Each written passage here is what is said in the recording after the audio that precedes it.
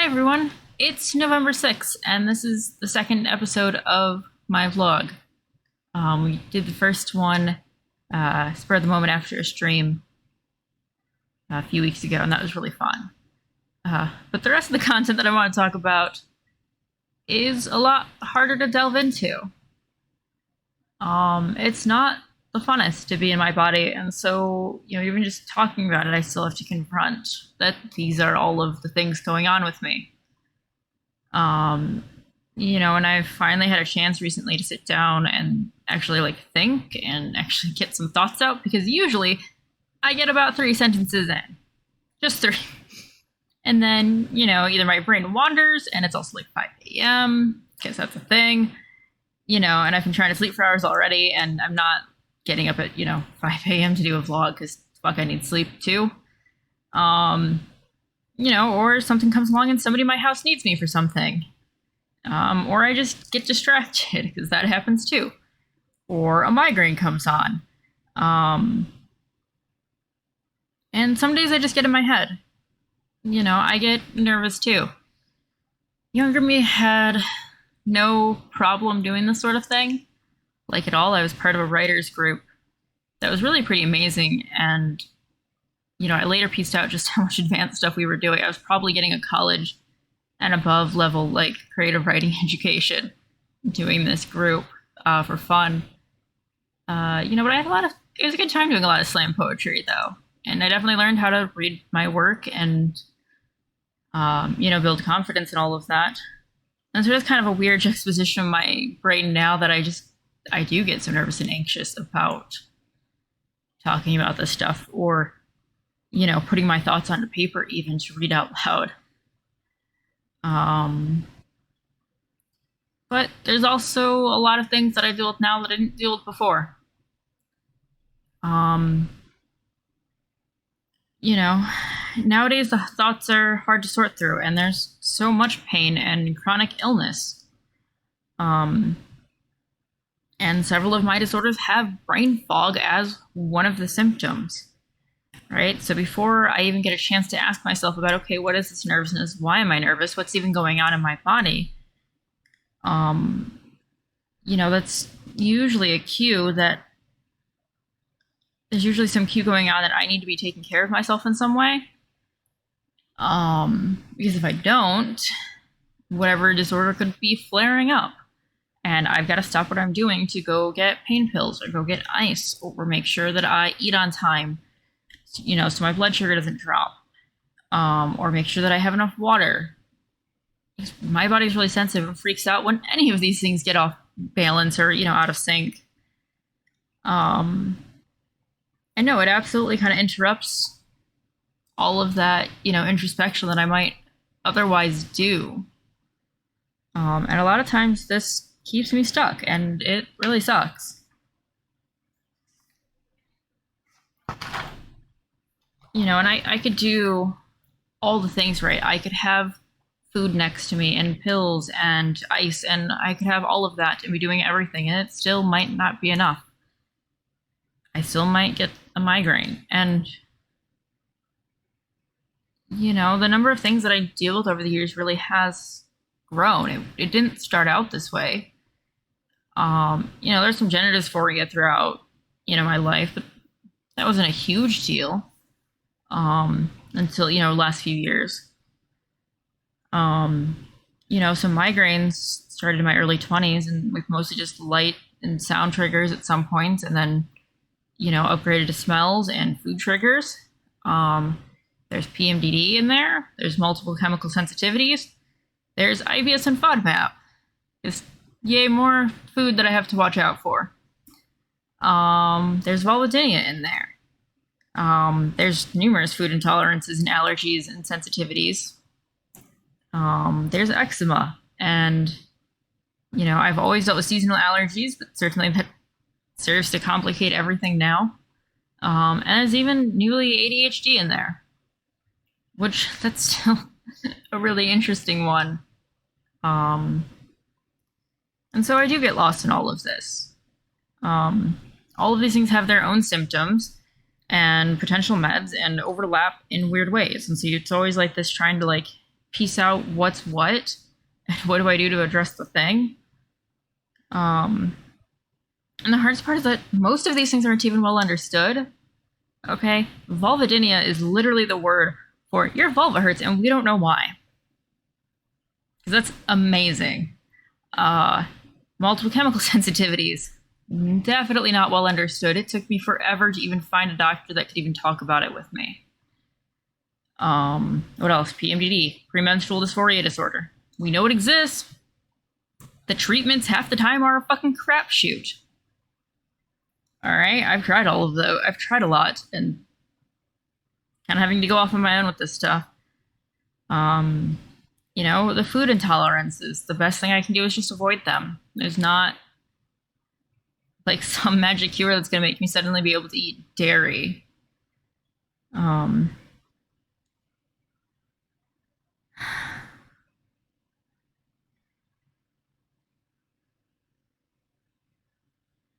So yeah.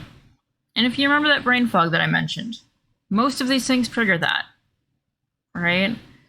And that could be like confusion, or my brain gets scattered, or like 3 thoughts fire off and don't even finish completing. Or my brain latches on to the wrong word for a thing, but then can't recover to get the right word. And really, those moments are weird because I just have to hope that just somehow intuits what I'm trying to get across, or has enough context clues to piece it out, because my brain's not happening. And so yeah, all of that stuff's been kind of going on the side, and there's a lot of why this vlog has been really hard to start and actually like bring myself to do, because I'm usually struggling to manage all of those things.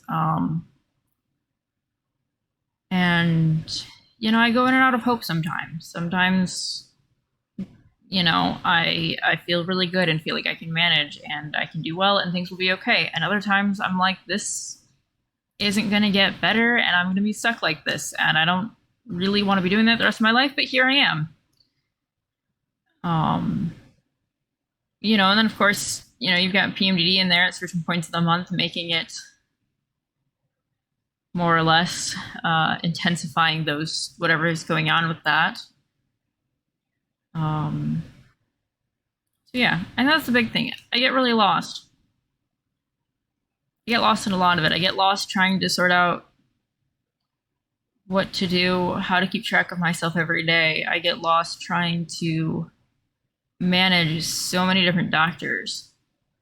I'm lucky now because, you know, recently, like, my PCP has been able to handle more of everything all at once. And so we can actually, like, you know, troubleshoot different treatment options, like, and take an all of me into account instead of, like, doing random things for each one individually. So that's been nice, but that's also kind of a new experience for me. But it's still a lot. It's still a lot to track. And a lot to do all the things.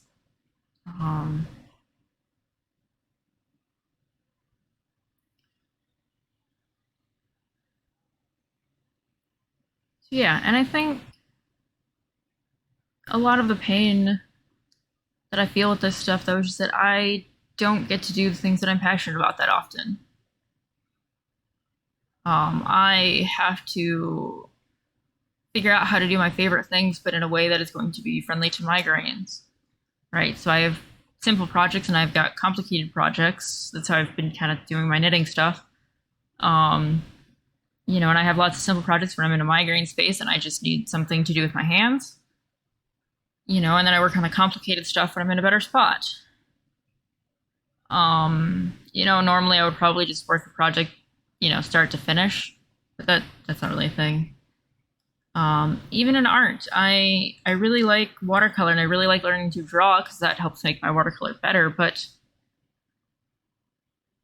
that kind of has to go on pause when I get a whole big string of migraines, right? So like I don't get to get that daily practice in because like I'm probably gonna jump over the entire water bowl because like I can't, because my fingers went numb or something. And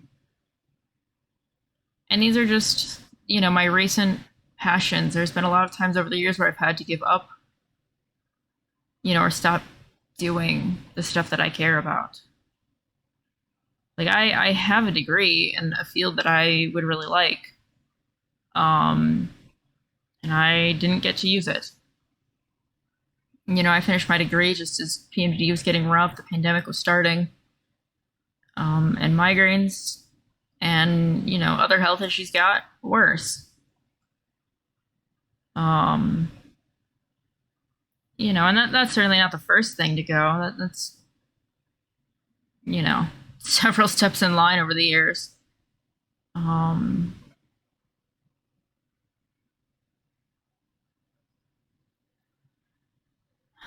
So yeah, that's kind of why it's hard to find hopefulness sometimes. Is I am really ambitious, and I've always been that way. It actually took me into my college years to understand that my ambition wasn't normal. I didn't understand why people didn't want to do things or didn't want to do work at like clubs and stuff like that in college. And it took a while for me to go, wait a minute, I'm the weird one. I'm the one with way too much ambition. So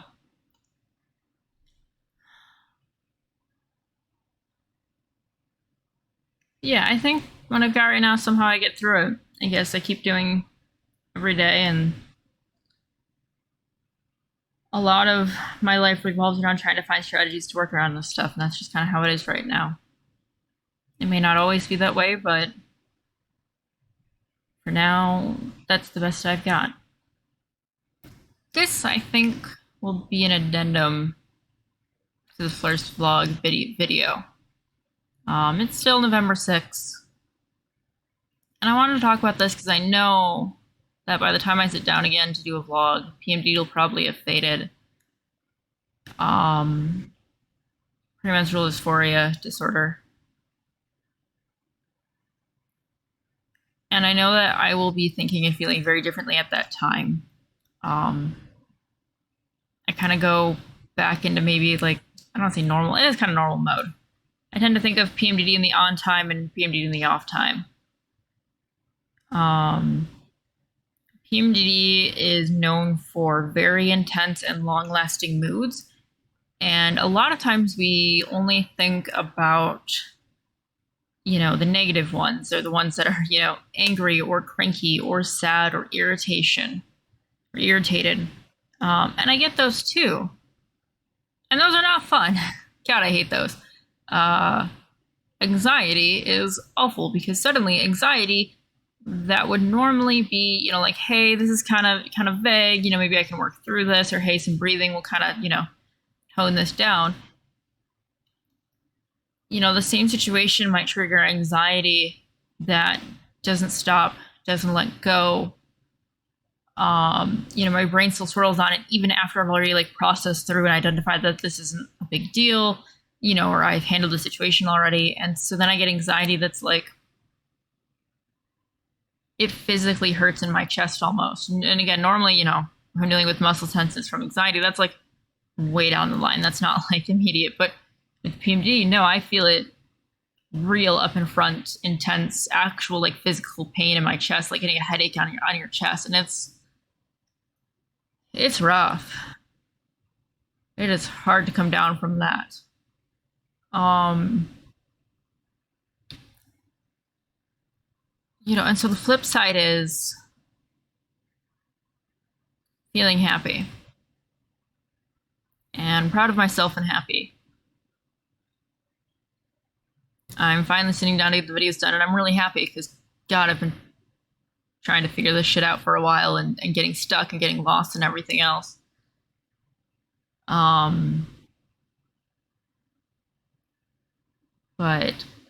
PMDD is rough because even those happy moments feel so intense.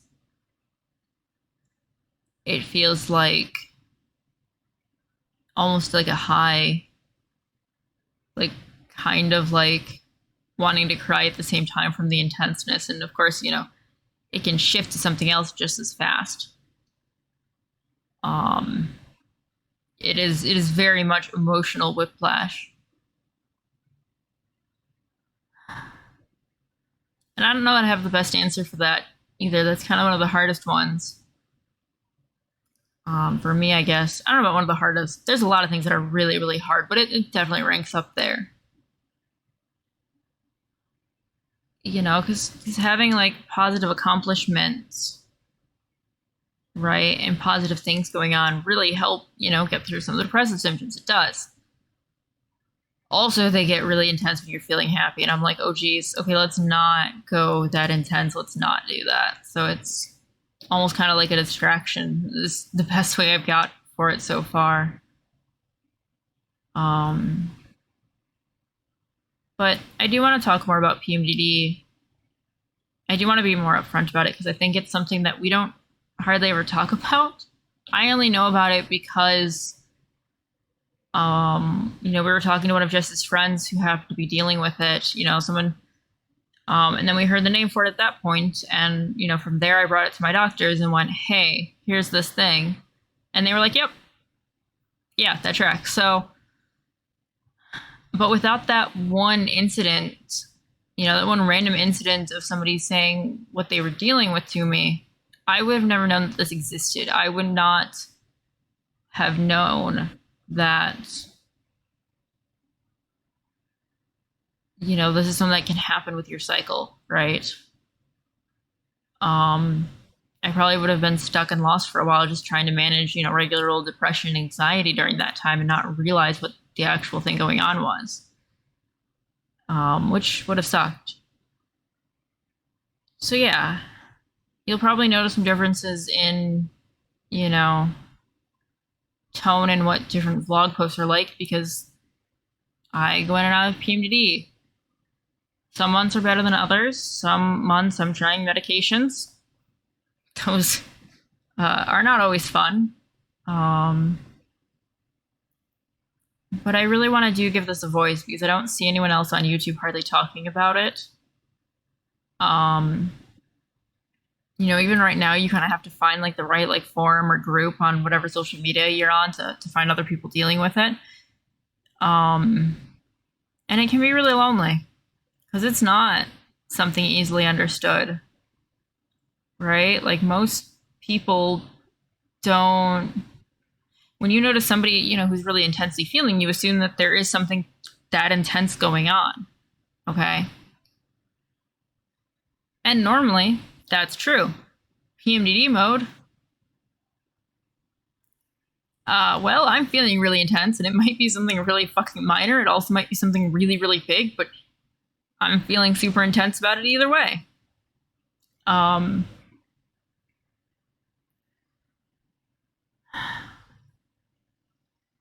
So yeah. I've known this for a few months, or not a few months, but like a few years so far. This kicked in, I want to say maybe 3-4 years ago at this point.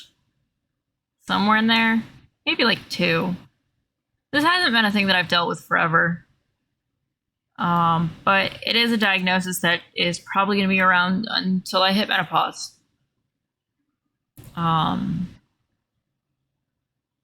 You know, and that fucking sucks. A lot. A lot.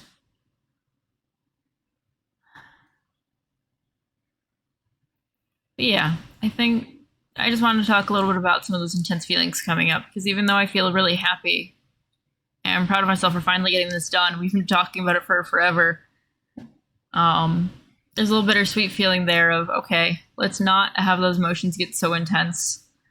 Let's calm them down a little bit because otherwise it hurts when it's that intense, even if you know it is a emotion that is very pleasant normally.